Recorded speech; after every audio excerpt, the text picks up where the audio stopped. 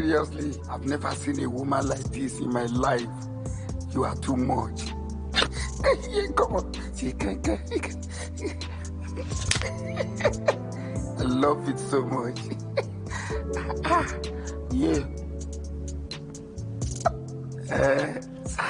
Foreplay. You want to give me rubber? I don't need it. I prefer flesh to flesh. Forget about rubber. Hey, rubber. Come now, come over. Hello. Don't go to that area. Close the briefcase. When we finish, you can still go back to that area. Let us play. Let's play game first. I said, you close the briefcase. Close it. Close it, Jerry. Just close it. God bless you. Come nearer. Come over here. Where? Hello? Put it down. Put it down. What? It was very nice doing business with you, Chief. Very nice to meet you too. What? Come here. Are you whining me? Hello? Honey? How far, my people? And welcome back to Naija Films Recap. Today, we're diving into a story that starts with prayers and ends with police sirens. A proper Nollywood roller coaster called Thinline. Produced by Mercy Aigbe's production house and directed by Afiz Owo. This one is a tangled web of temptation, blackmail, murder, and shocking twists. We follow a seemingly righteous pastor whose life spirals out of control after one fateful night. But is he the victim, the sinner, or something else entirely? We've got hookup girls turned thieves, sugar daddies getting robbed blind, and a pastor's wife who might just be holier and more dangerous than anyone suspects. Starring Uzor Arukwe as the conflicted pastor and Uche Montana as the calculating temptress. This movie asks, how thin is the line between piety and sin? Grab your Bibles and your magnifying glasses because we are about to dissect this scandalous tale. Let's get into it. Our movie kicks off not in a church, but in the dimly lit room of a high-class hookup girl, Annie.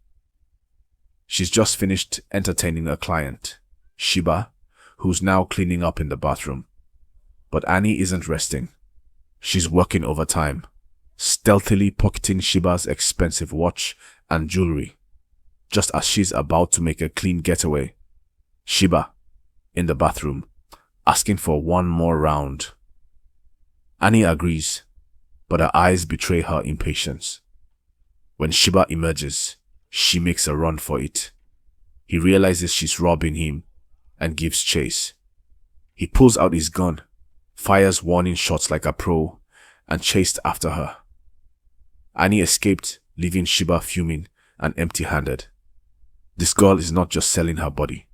She's a calculated thief. Cut 2, a starkly different scene. A vibrant church service. Pastor Raymond is passionately leading his congregation. His wife, the equally devout Pastor Dr. Dami, is deep in the spirit beside him.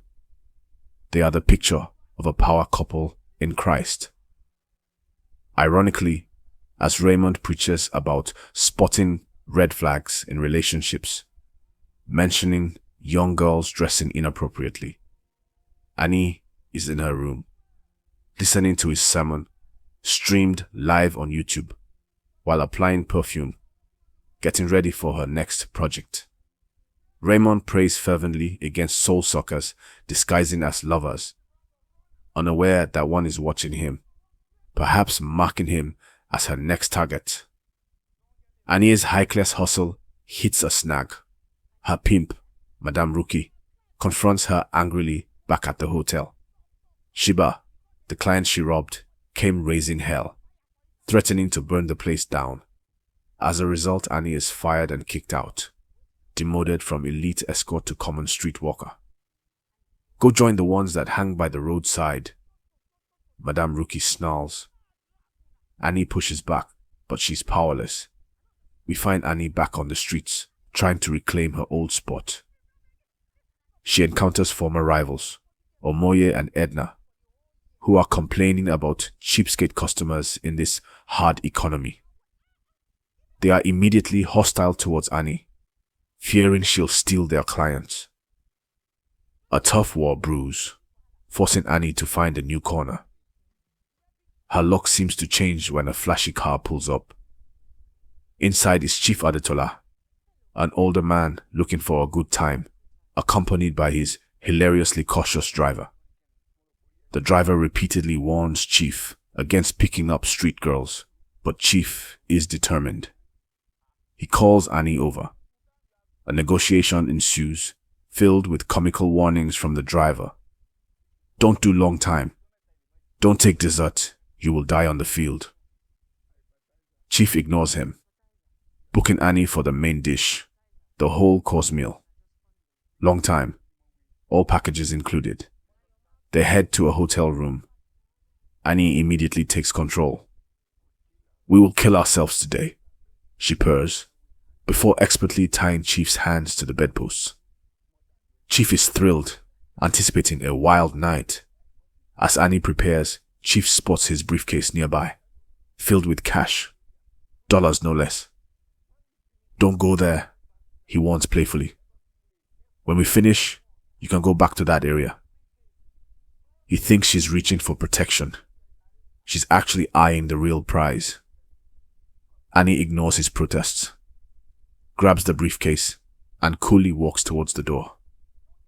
It was nice doing business with you, Chief, she says, leaving him tied up and flabbergasted.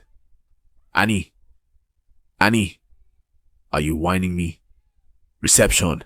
He yells, but she's gone, leaving him utterly humiliated and robbed blind.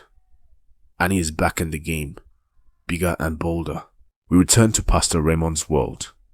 He's recording another online sermon, preaching about treating women right. His wife, Dami, brings him coffee, and he lovingly introduces her to his viewers. This is my wife, the beautiful Pastor Dr. Dami. They share a tender kiss on camera. Their love seems genuine, their partnership solid, their ministry thriving, a stark contrast to the predatory world Annie inhabits. Annie, flush with Chief Adetola's stolen dollars, is living the high life. She checks into a luxurious hotel for a vacation, needing to lie low. Coincidence or fate? The hotel manager is Daniel, an old childhood friend of Annie's.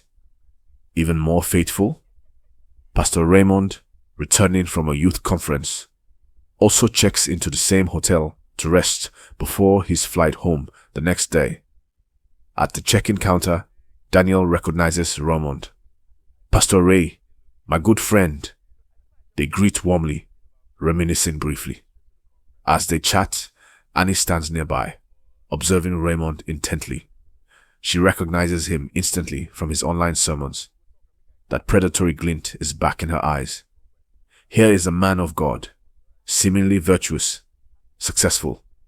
The ultimate challenge, the ultimate prize. She watches as Raymond heads to the elevator, notes his floor, and likely follows discreetly to pinpoint his room. The serpent has found her way into Eden. Meanwhile, Chief Adetola is facing the music. The stolen money belonged to his formidable wife, who is demanding answers. Chief and his driver, both sporting bandages, concoct a ludicrous story about being ambushed by heavily armed robbers who spoke in big grammar and carried big nyash. Machine guns? The wife isn't buying it for a second. I need my money, she roars, threatening both their lives. The driver hilariously tries to exclude himself from the death threat. Chief, terrified, later calls his guys, revealing the truth. A prostitute named Annie robbed him, and he needs her dealt with fast. Back at the hotel bar, Raymond and Danielle are catching up. Raymond sips non-alcoholic juice, ever the pious man. Danielle asks about Raymond's wife, Dami. Just as Raymond speaks fondly of her, Annie makes her entrance, looking stunning. Daniel, oblivious, introduces his childhood friend, Annabel Coker, Annie's real name, perhaps, to Pastor Raymond. Raymond is polite but distant, offering a faint greeting and clearly creating no familiarity. He quickly excuses himself to call his wife, Dami. As he steps away, deep in conversation with his loving wife, Annie sees her chance. Quick as a viper, she retrieves a vial from her purse and spikes Raymond's unattended juice, pouring in a significant amount. Raymond returns to the table. He picks up the doctored juice, about to take a sip, but a message alert distracts him, saved by the bell. For now, Annie engages him in conversation, showering him with compliments about his sermons, naming specific topics, like identifying narcissists in relationships. Raymond humbly gives God the glory. Daniel returns, interrupting again. He wants to discuss a business proposal with Raymond later in his room. Raymond agrees but asks him to be quick as he needs sleep. Finally, as he gets up to leave, Raymond picks up the juice glass and drains it in one go. Annie smiles subtly. Mission accomplished.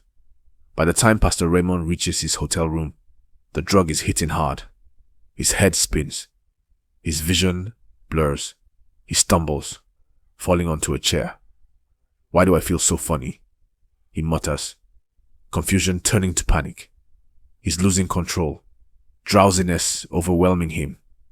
Just as he's about to pass out, there's a knock on the door. Thinking it's Daniel, arriving early for their meeting, Raymond struggles to his feet. He fumbles with the lock, opens the door without looking, and turns back into the room, mumbling about the business proposal. How about a complimentary wine? A sultry voice asks. Raymond spins around. It's not Daniel. It's Annie, holding a bottle of wine and 2 glasses, looking like temptation incarnate. Raymond is shocked and horrified. What are you doing here? He demands, backing away. Annie claims she just brought wine, then quickly pivots, saying she has a question for the man of God, feigning a need for counseling. Raymond, desperate to get her out before Daniel arrives, reluctantly agrees to listen. She starts quoting scripture loosely, asking about God-loving sinners, all while pouring wine. She offers him a glass, claiming it will ease the headache he's clearly suffering from, caused by her drug. He refuses the wine. She then boldly sits on his lap. He jumps up, trying to maintain distance, but the drug is making him weak and disoriented. Annie offers to help him to his bed. He resists weakly, crying out, "Leave me alone. Where's my phone? I need to call my wife." His protests are futile. Annie easily pushes him onto the bed. The drug has fully taken hold. Raymond is barely conscious, unable to fight back as Annie begins to unbuckle his belt and undo his trousers. In a chillingly calculated move, Annie pulls out her phone. She takes several compromising pictures of the incapacitated pastor. Then, she props the phone up on a table, angling it perfectly to record the entire sordid encounter as she proceeds to have her way with him. During this, Daniel arrives and knocks, even calls Raymond's phone, but gets no answer. Assuming the pastor has fallen asleep, Daniel leaves, unknowingly leaving Raymond to his fate. The next morning, Raymond wakes up groggy, confused and horrified. He sees Annie standing there, coolly observing him. "What did you do to me?" he gasps, realizing his clothes are undone, his body violated. Annie mocks him. "You mean what we did?" "Well, I did most of the work, but the best part of you was definitely up." Just then, Daniel knocks again. Raymond panics, begging Annie to hide and stay silent. After getting rid of Daniel, Raymond confronts Annie, pleading with her to keep this secret, offering her money. He throws 3 bundles of cash at her. Annie picks them up, and laughs contemptuously. Having stolen dollars from Chief, the Naira notes are an insult. "I'll be seeing you soon, big boy," she says ominously. "Very soon." She leaves, holding all the cards. Pastor Raymond collapses onto the bed, weeping, utterly broken. His life is on a thin line. Raymond returns home that afternoon, a shadow of his former self. Dami greets him with a joyful hug, but she immediately senses his distress. "Babe, are you okay?" "Did the conference go well?" she asks, concerned. Raymond can barely meet her eyes, haunted by guilt.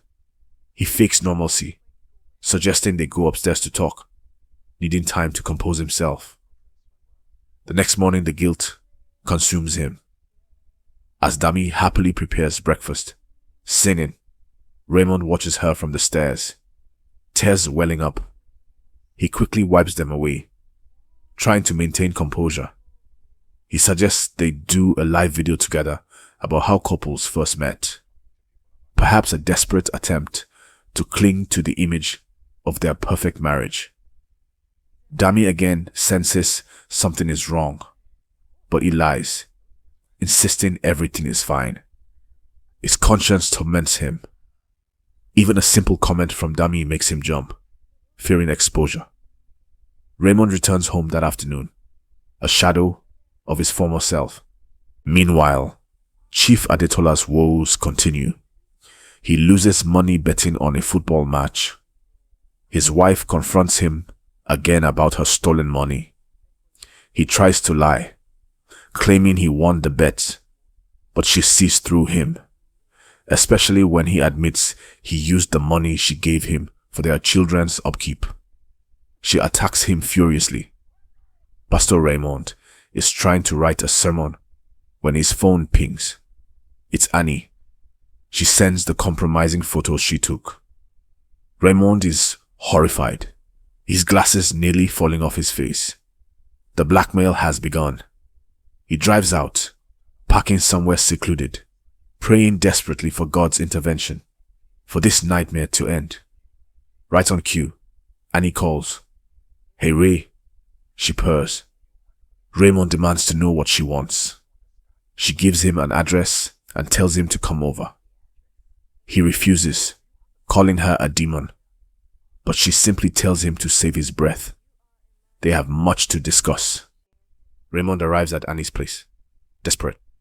"What do you want from me?" he pleads. Annie bypasses pleasantries. "I want you," she says, reaching for him. He pushes her away. "How much?" he asks, resigned. Annie laughs. "Are you sure you can afford me?" She lays out her conditions. 1, 10 million naira. 2, sleep with her one more night. Raymond is aghast. "You are mad."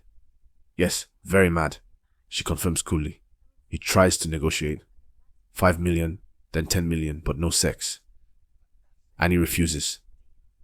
No deal. 10 million and one more night. She heads to the bedroom, preparing the field for the match. Raymond follows, pleading. "I'm a married man, Annie. A man of God." Annie is unmoved. She argues they've already sinned once. One more time makes no difference, especially since God will punish them anyway. She starts undressing provocatively. Raymond insists the first time was a mistake, that she drugged him. Annie nonchalantly confesses, "I added just small erotica in your juice." Raymond calls her an evil witch and tries to leave, but she stops him, reminding him of the photos and videos. "One hot steaming night with you, for your reputation and your ministry." That's a pretty good deal. Trapped, desperate to protect his family and ministry, Pastor Raymond makes a soul-crushing choice. He cries, slowly gets on the bed, and gives Annie the hot steaming night she demanded. He has fallen again, this time willingly. That night, Raymond sits in his car outside his house, unable to go in, crushed by the weight of his repeated sin. His conscience is screaming. He finally enters, eyes red from weeping. Dami is reading her Bible, "Bob," he begins, his voice trembling. "I need to tell you something." Dami immediately knows something is terribly wrong. He confesses everything. The spiked drink, the first encounter, the blackmail, the photos, Annie's demands, and the second, consensual act he committed earlier that day to try and stop her. He collapses at her feet, sobbing uncontrollably, begging for forgiveness. Dami is devastated. The revelation of the second, intentional act hits her hardest. More than once is intentional, she whispers through tears. She retreats to another room, weeping bitterly over the betrayal. Raymond follows, still on his knees, pleading. After letting out her grief, Dami returns. Raymond is praying Psalm 51, the sinner's prayer. She places a gentle hand on his shoulder. It's a silent, profound gesture of forgiveness. He looks up, hope dawning in his tear-filled eyes. They embrace, both weeping, and kneel together to pray, seeking God's mercy and strength to rebuild. 3 weeks later, life seems to be returning to normal. But then, police cars descend on Annie's apartment. Forensic teams are dusting for prints.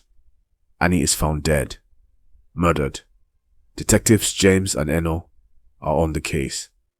They find a bloody earring at the scene and Annie's phone. Tucked behind the phone's pouch is a flash drive labeled Pastor Raymond. Cut to Sunday service. Dami is leading worship fervently. Suddenly, police sirens blare outside. Detectives James and Eno march into the sanctuary. They approach the pulpit, interrupt the service, place Pastor Raymond in handcuffs, and lead him out in front of his stunned congregation. The news explodes instantly. Chief Adetola sees the news and celebrates, assuming his guys handled Annie but went too far. His wife overhears his gloating, realizes he knew the murdered prostitute, and connects the dots to her stolen money. The police arrive, led by the chief's driver, who likely turned informant. Chief is arrested for suspected murder. Shiba, the first victim, is also brought in, admitting he shot at Annie but denying killing her. Omoye and Edna, the street rivals, are questioned. Omoye confesses she threatened Annie but insists she didn't kill her. Madame Ruki, the pimp, provides details about Annie's history of theft. All evidence, however, points overwhelmingly to Pastor Raymond. The flash drive contains the incriminating video. His affair gives him motive. The detectives confront him. He admits the affair but vehemently denies the murder. James drops another bombshell. Annie was pregnant. Raymond is shocked. James then reveals messages found on Annie's phone, discussing the pregnancy with Raymond. Messages Raymond never sent or received, suggesting they were fabricated or planted. Raymond insists he needs his lawyer. The situation looks dire. Dami arrives at the station, a pillar of support for her husband. The forensic results come in. The sperm found in Annie's body is a 98% match to Pastor Raymond. Furthermore, skin found under Annie's fingernails matches Raymond's DNA. He claims they hadn't been intimate for weeks, but the evidence seems irrefutable. His lawyer tries to argue, but Raymond is cornered. Detective Ino interviews Annie's neighbor, who confirms seeing Raymond visit Annie on the day of the murder. Raymond confesses he did go to see her that day, but only to confront her and end the blackmail definitively. He describes their argument, Annie scratching him as he pushed her away and fled. He insists she was alive when he left, but James points out the damning evidence. The video, the pregnancy texts, the sperm, the skin. You killed Annie and the unborn child. Were you ever a man of God? James asks, scathingly. Detective James decides to interview Dami again at her home. while waiting for her to bring him juice. James notices a portrait on the wall. Dami is wearing distinctive earrings in the photo. He questions her about Raymond's whereabouts on the day of the murder. She provides an alibi. He came to the hospital for their IVF procedure specimen drop-off, then went home. James subtly probes about the affair and pregnancy, shocking Dami, who defends her husband fiercely, insisting she forgave him. James notices another photo, comparing the earrings again. He leaves without drinking the juice. He confers with Eno. The bloody earring found at the crime scene perfectly matches the one Dami wore in the portrait. Eno confirms she searched Dami's room but couldn't find the matching pair. The neighbor also adds a new detail. He didn't just see Raymond that day. Later, he saw a lady dressed in a black tracksuit and hoodie leaving Annie's place. James returns to Dami, asking directly about the scratch on her ear and complimenting her earrings. He asks to see them. Dami goes upstairs and returns, handing him the complete pair. James is baffled. How? She must have had a spare or bought replacements. Dami is brought to the station for official interrogation. Eno and James employ psychological tactics, describing the affair, Annie's beauty, the steamy video, trying to provoke a reaction. Dami remains stoic until Eno mentions Annie recorded the encounter. Dami insists she doesn't care. They show her CCTV footage of the hooded figure. Dami denies knowing her. Frustrated, the detectives leave her alone in the interrogation room for 5 hours.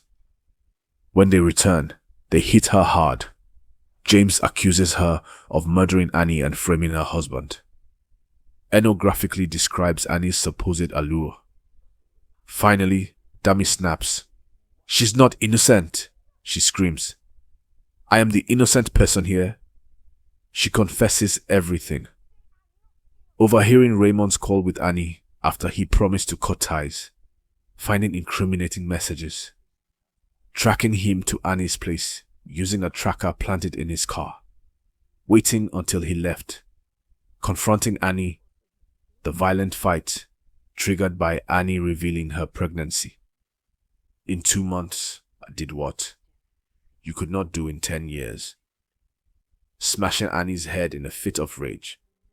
And then, the coldest move of all, retrieving Raymond's IVF sperm sample from the hospital and planting it on Annie's body to frame him perfectly. Her motive, protecting her marriage, her ministry, everything she had sacrificed for. My Bible says the wages of sin is death, she concludes chillingly. Dami is arrested on the spot. Raymond is brought in to hear her taped confession. He is utterly devastated, lost. The detectives inform him he's free to go, but his wife faces a long prison sentence. He asks to speak with her one last time. Their final conversation is heartbreaking. Raymond apologizes profusely for his initial infidelity that set everything in motion. He tells Dami she didn't deserve this, that this monstrous act wasn't the woman he married. He clarifies that when he went to see Annie the last time, nothing happened. He refused her advances and left. The act Dami killed her over never occurred. Dami realizes the depth of the tragedy, fueled by her own insecurity and rage. Raymond reaffirms his love and forgiveness despite everything. Dami begs him not to give up on her. The police separate them. Chief, Shiba, and the others are released. Raymond walks out of the station into a media frenzy. He returns to his church, finding it nearly empty. He addresses the few remaining faithful, acknowledging his mistakes and apologizing sincerely. After the service, a visitor waits in his office. It's another beautiful young woman. "Yes, Pastor," she says. "I'm in desperate need for your help." Raymond looks at her. The cycle of temptation potentially beginning anew. The screen fades to black, leaving his future hanging precariously on that thin line. Who? What a tangled web. From a simple affair to blackmail, murder, and a frame job orchestrated by the pastor's wife herself. Thinline really took us on a journey, showing how secrets corrode even the most seemingly righteous lives. Dami's confession was cold, and that ending, Pastor Raymond facing temptation again, heavy. What did you guys think? Was Dami's actions understandable, even if unforgivable? Could you forgive like Pastor Raymond did? And will he fall again? Let me know your full analysis in the comments below. If this recap kept you on the edge of your seat, please smash that like button. And if you are not already part of the family, hit subscribe to Naija Films Recap and ring that notification bell. Until next time, this is Naija Films Recap. Stay blessed and walk circumspectly.